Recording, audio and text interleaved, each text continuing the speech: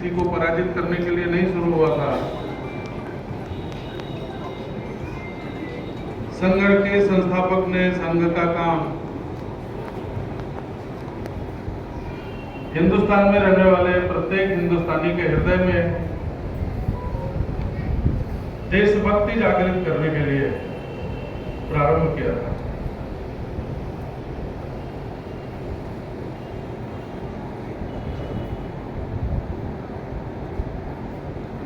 अपने वेदों में भी, उपनिषदों में भी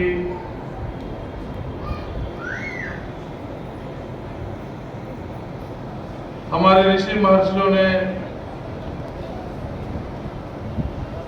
बहुत पूर्व काल में, जिसके लिए कई लोग कहते थे कि हिंदुस्तान में पढ़े लिखे लोग नहीं थे, आज उन सारी बातों पर विज्ञान की दुनिया में शोध चल रहे हैं, अध्ययन हो रहे हैं।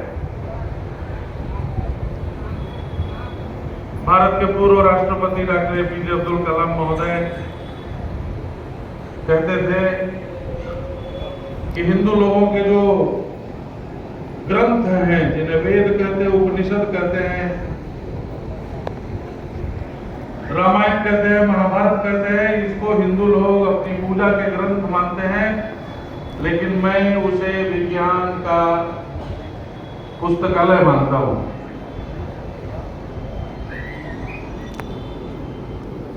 उसमें बहुत सारी विज्ञान के बहुत सारे रहस्य छिपे हुए हैं।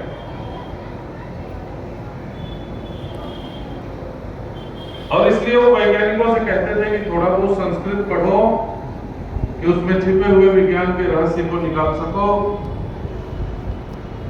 और संस्कृत पढ़ने वाले विद्वानों से कई बार उन्होंने आग्रह किया कि आप थोड़ा बहुत विज्ञान पढ़िए,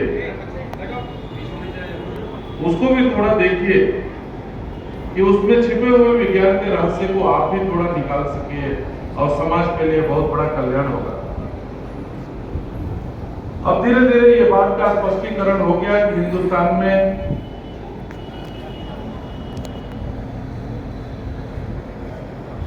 वैदिक परंपरा से लेकर और आज तक जब से अपनी संस्कृति चली, तब से कहीं धर्म विज्ञान विरोधी नहीं है।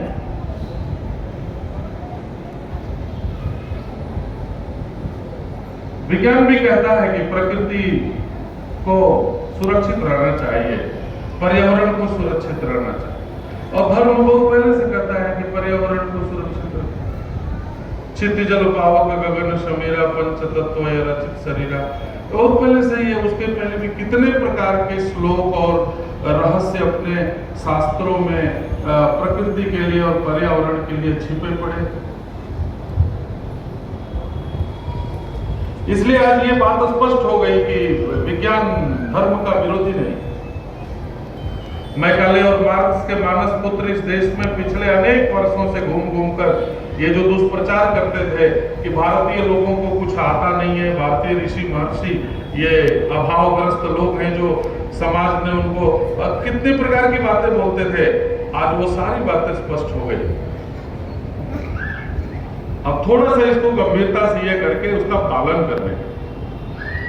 संघ संस्थापक डॉक्टर जी कहते थे कि अपने देश में धनवानों की कमी नहीं है।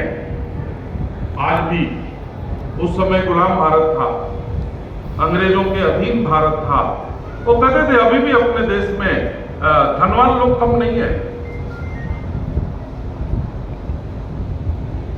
बलवान लोग भी कम नहीं है।